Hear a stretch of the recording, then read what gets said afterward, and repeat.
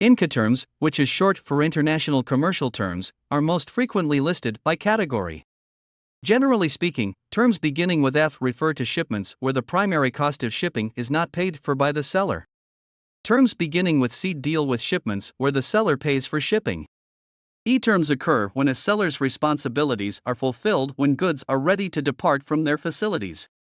D terms cover shipments where the shipper or seller's responsibility ends when the goods arrive at some specific point.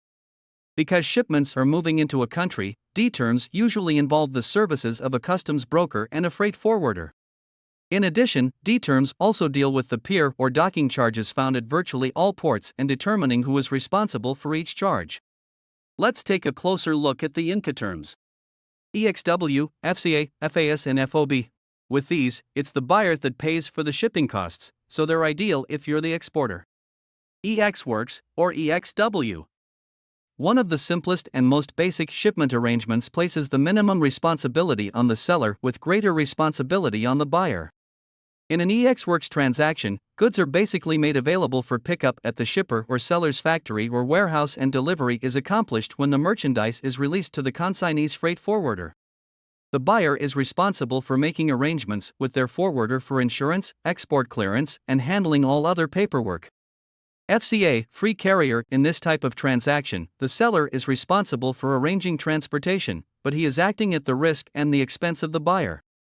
Where in FOB the freight forwarder or carrier is the choice of the buyer, in FCA the seller chooses and works with the freight forwarder or the carrier. Delivery is accomplished at a predetermined port or destination point, and the buyer is responsible for insurance. FAS, free alongside ship. In these transactions, the buyer bears all the transportation costs and the risk of loss of goods.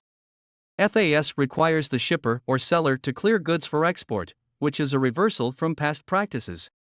Companies selling on these terms will ordinarily use their freight forwarder to clear the goods for export.